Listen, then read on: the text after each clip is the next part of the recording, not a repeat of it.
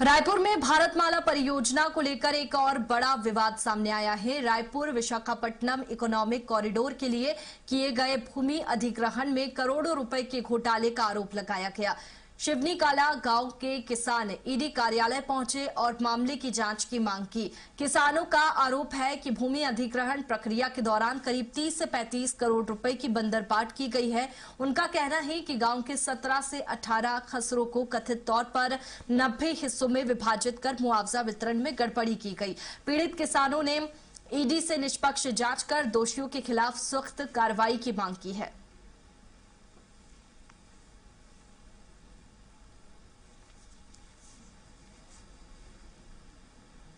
भारत सरकार का महत्वाकांक्षी योजना भारतमाला प्रोजेक्ट, जिसके तहत मीलों की दूरी को मिनटों में सिमटने का प्रयास भारत सरकार ने किया था, लेकिन उसमें कई गड़बड़ियां आई। उसको लेकर के जांच भी चल रही है, लेकिन जांच के दायरे में कुछ गांव नहीं पहुंच पाए, जिसके कारण यहां पर जो किसान है वो ईडी दफ्तर पहुंचे हुए हैं और यहां पर कुछ दस्तावेज लेकर पहुंचे हुए हैं। सीधे बात करेंगे, भैया क्या दस्तावेज लेकर आप पहुंचे हुए? हम लोग ग्राम सिवनी कला से, मेरा नाम अमित कुमार चंद्राकर है ना।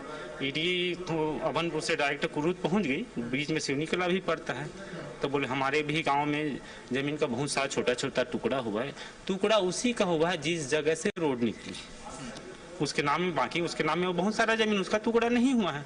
तब बोले थोड़ा समय हम लोग भी कर लेते हैं। ईडी वाले साहब के पास तो समय नहीं होगा, तो इसका पूरी स्टाफ निकाल के ईडी ऑफिस आए। क्या दस्तावेज है, क्या क्या है इसमें? जिस जमीन का टुकड़ा हुआ है इसका करीब करीब 90 स्टाम्प पेपर है। आपको कैसे पता चला कि गड़बड़ी हुई है इस तरीके से? हमको जैसे पेपर के माध्यम से कुछ तो पता चला, फिर हम लोग अपने हिसाब से और पता किए, तो फिर पता चला कि इसका जमीन का टुकड़ा मुआवजा का जब वो निकला ना अवार्ड, तो फिर उसमें समझ में आया हमको। इसके पीछे तो दलाल है मेन, जिसके माध्यम से पूरा गांव का जमीन इधर उधर हुआ है और 17 खसरा को 90 टुकड़ा में डिवाइड किया गया है। हाँ, कितने करोड़ रुपए का घोटाला हुआ, आप लोगों को क्या लग रहा है? हमको तो लग रहा है 18-20 करोड़ का हुआ होगा, ऐसा अनुमानित है। मेरा जमीन का टुकड़ा कब होगा? जब मैं चाहूंगा तब होगा कि नहीं होगा? आप बताइए, गलत बोल रहा हूं? और अब मैं उसमें हिस्सेदार हूं, तब तो मेरा जमीन का टुकड़ा होगा। तो कहीं ना कहीं मैं अगर किसान हूं तो मेरे भी लालच दिया गया है, उस लालच में वो भी फंसा है।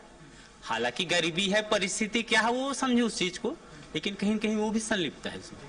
देखा जाए तो काफी गंभीर जो यहाँ पर सवाल है वो यहाँ पर खड़े किए जा रहे हैं और आरोप भी देखा जाए तो पूरी तरीके से अधिकारियों के साथ साथ कई लोगों की संलिप्तता का आरोप यहाँ पर जो ग्रामीण वासी है वो लगा रहे हैं। कुल मिलाकर देखा जाए तो भारतमाला प्रोजेक्ट लगातार सवालों के घेरे में आते जा रही है और इस पर देखा जाए तो जिस तरीके से जांच एजेंसियां जांच कर रही है, तो अब उस जांच के जो तमाम तथ्य हैं उस पर भी अब प्रश्न चिन्ह खड़े होने शुरू हो गए हैं। कैमरामैन दीपेश सोनकर के साथ मैं राहुल अग्निहोत्री, स्वराज एक्सप्रेस, रायपुर।